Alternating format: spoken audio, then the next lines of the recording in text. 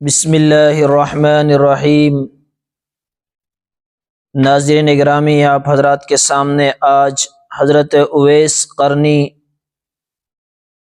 رحمۃ اللہ علیہ کی مختصر سیرت، جو افضل اور کبار تابعی میں سے ہیں، رسول اللہ صلی اللہ علیہ وسلم نے خود ان کی تعریف فرمائی تو ان کو کسی اور کی تعریف کی محتاج نہیں۔ فرمایا کہ اویس احسان کے اعتبار سے سب سے بہترین تابعی ہیں، تو کبھی یمن کی طرف رخ کر کے آپ فرماتے کہ مجھے یمن سے رحمت کی ہوا آ رہی ہے۔ یہ اویس قرنی تھے کہ جب اللہ کے نبی خود ان کی تعریف فرماتے تو کہتے کہ یا رسول اللہ، کیا انہوں نے آپ کو دیکھا ہے؟ تو کہا کہ دیکھا تو نہیں ظاہری آنکھ سے، لیکن باطنی آنکھ سے دیکھا ہے، اور وہ مجھ سے بے حد محبت کرتا ہے۔ صحابہ نے ان سے پوچھا یا رسول اللہ، کیا ہم ان سے ملاقات کر سکتے ہیں؟ کہا کہ نہیں۔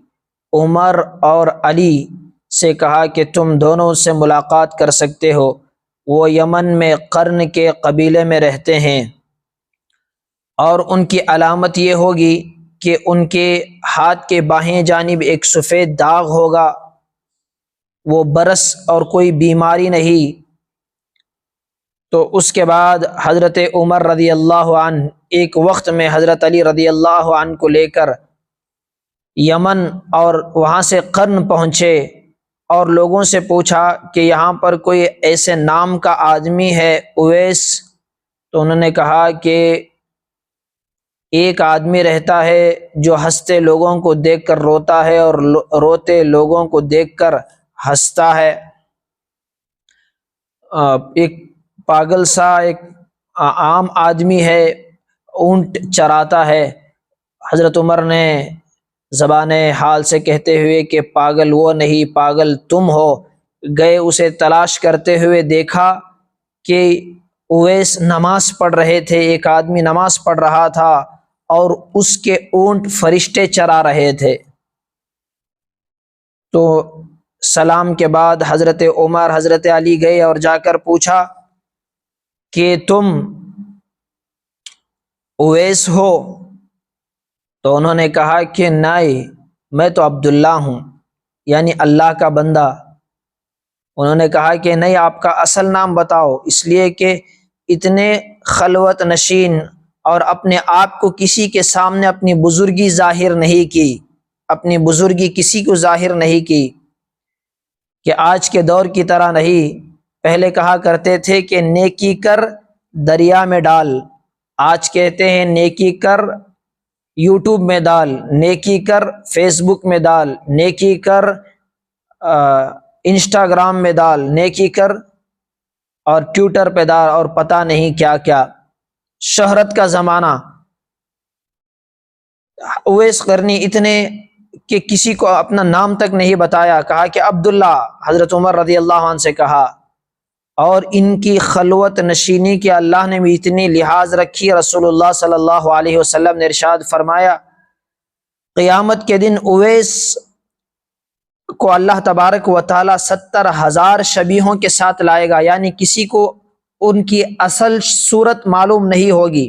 یہ تمام تذکرۃ الاولیاء کے اندر لکھا ہوا ہے۔ پوچھا صحابہ نے یا رسول اللہ کیوں؟ اس لیے کہ انہوں نے دنیا میں اپنے آپ کو چھپانا چاہا، اخلاص کے ساتھ اللہ کی عبادت کی، اللہ بھی یہاں ان کو چھپانا چاہتا ہے۔ 70,000 شبیہ ہے، اس میں کون اصلی معلوم نہیں۔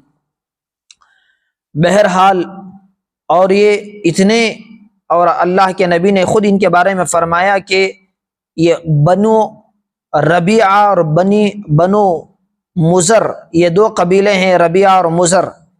اللہ اویس کی سفارش سے بنو مضر اور بنو ربیعہ کے قبیلے کے بکریوں کے بالوں کے برابر اللہ تعالیٰ ان کی سفارش قبول کریں گے۔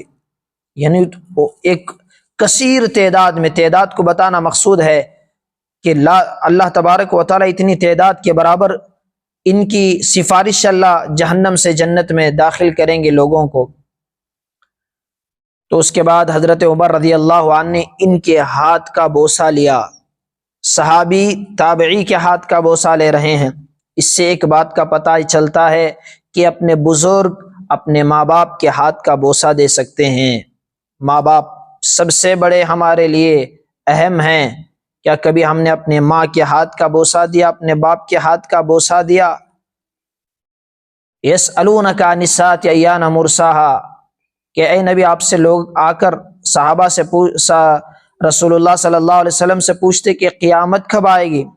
قل انما علمها عند ربی لا یجلیها لوقتها الا هو، اس کا علم میرے پاس نہیں ہے۔ پھر بھی پوچھا کہ یا رسول اللہ اس کی کوئی علامت؟ کہا کہ جب ماؤں کو ذلیل کیا جائے تو قیامت آ جائے گی۔ اور اویس اپنی رسول اللہ نے فرمایا کہ دو وجہ سے اویس میرے پاس نہیں آئے، ایک غلبہ حال اور دوسرا شریعت کی اتباع، یعنی ان کی ماں بوڑھی تھی، ان کی خدمت کی وجہ سے۔ ایک تو ماں کی اس سے معلوم ہوا کہ ماں کی خدمت کا صلہ بھی اللہ تبارک و تعالیٰ کتنا دیتے ہیں، اور جو ماں باپ کی خدمت کرتا ہے اللہ اس کی دعائیں قبول کرتا ہے۔ بہرحال حضرت عمر اور حضرت علی رضی اللہ عنہ کو رسول اللہ نے اپنا ایک لباس دیا تھا کہ وہ لباس اویس کو دے دو۔ وہ لباس اویس قرنی کو دیا۔ اویس قرنی وہ پہنے اور تھوڑی دور جا کر دعا کر رہے تھے کہ اے اللہ میری امت کے گنہگاروں کو معاف فرما، اس امت کے گنہگاروں کو معاف فرما۔ آواز آئی 1000 گنہگاروں کو ہم نے معاف کر دیا۔ کہا کہ اللہ نہیں اور زیادہ۔ کہا کہ 2000 کے ہم نے تمہاری سفارش سے معاف کر دیا۔ اور اسی طرح دعا کر رہے تھے۔ عمر رضی اللہ عنہ آئے اور آ کر کہنے لگے کہ اس وقت میں اویس قرنی نے کہا کہ تم کیوں آئے؟ میں تو ساری امت کی بخشش کرا رہا تھا، اور اللہ تعالیٰ میری دعا کی وجہ سے بنو ربیعہ اور مضر کے قبیلے کے بکریوں کے بالوں کے برابر اللہ تبارک و تعالیٰ سفارش فرمائیں گے۔ تو اس کے بعد رسول اللہ صلی اللہ علیہ وسلم کے پاس تم کیوں نہیں آئے؟ حضرت عمر نے پوچھا۔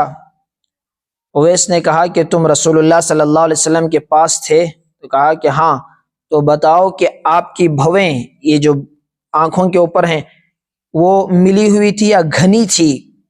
حضرت عمر خاموش ہو گئے اور کہا کہ احد میں رسول اللہ صلی اللہ علیہ وسلم کے دندان مبارک شہید ہوئے تو تم نے محبت میں کیوں اپنے دانت نہیں توڑ لیے؟ دیکھو جب مجھے معلوم ہوا کہ احد کے میدان میں رسول اللہ صلی اللہ علیہ وسلم کے دندان مبارک شہید ہوئے، دانت ٹوٹے، تو میں نے ایک دانت توڑ لیا، اور اس کے بعد دیکھا کہ شاید یہ دانت ٹوٹا ہو، اس طرح سے کرتے کرتے میں نے سارے دانت توڑ لیے۔ اس کے بعد دکھایا کہ دیکھو میرے سے ایک بھی دانت نہیں ہے۔ یہ محبت۔ حضرت عمر رشک کرنے لگے، صحابی تابعی پر رشک۔ ہائے، تو اس وجہ سے ایسے اعمال کرے کہ ہم دوسروں کی سفارش کر سکیں، دوسرے ہمارے اوپر بھروسہ کریں کہ فلاں آدمی کا میں دوست ہوں، فلاں آدمی کا میں بیٹا ہوں، فلاں آدمی کا میں بھائی ہوں، کہ اس کی وجہ سے اللہ میری بھی مغفرت فرما دے گا۔ ایسے دوسروں کے اوپر بھروسہ کر کے کہ وہ میری سفارش کرا دے گا، وہ میری مغفرت کرا دے گا، اس طرح سے زندگی نہ گزاریں۔ بہرحال حضرت عمر رضی اللہ عنہ نے ان سے کہا اے اویس ہمارے لیے دعا کرو۔ تو اس سے معلوم ہوا کہ دعا کی درخواست کرنا بھی سنت ہے۔ نبی بھی نے دعا کی درخواست کی ہے اور صحابہ نے بھی کی ہے۔ دعا کی درخواست کرنا، دعائیں لینا، یا ایسے کام کرو کہ لوگ تمہیں خود دعائیں دے۔ تو اویس قرنی نے کہا کہ میں ہر دن اللہم اغفر للمؤمنین والمؤمنات دعا کرتا ہوں۔ اگر آپ ایمان والے ہیں، ایمان پر آپ کا خاتمہ ہوتا ہے، تو آپ میری دعا میں آپ بھی شامل ہیں۔ اس کے بعد حضرت عمر رضی اللہ عنہ نے کہا کہ کچھ ہدیہ میری طرف سے لے لو اویس۔ تو کہا کہ مجھے ہدیے کی ضرورت نہیں ہے، میرے پاس یہ اونٹ چرانے کی اجرت چند درہم ہیں، کیا تم اس بات کی گارنٹی دے سکتے ہو، ضمانت دے سکتے ہو یہ خرچ کرنے تک میں زندہ رہوں گا؟ اگر اس بات کی ضمانت ہے تو آپ مجھے دے سکتے ہیں۔ حضرت عمر رضی اللہ عنہ ان کی تعریف کرتے ہوئے چلے گئے، اور جب بھی بعد میں بھی تذکرہ ہوتا تو ان کی تعریف کیا کرتے تھے۔ تو یہ تھے اویس قرنی۔ اللہ تبارک و تعالیٰ ان کی سیرت کو سننے، سمجھنے اور ان کی سیرت اپنانے کی، اور اس طرح سے ہم کو بھی نبی کی محبت کا ایک حصہ اللہ تبارک و تعالیٰ نصیب فرمائے۔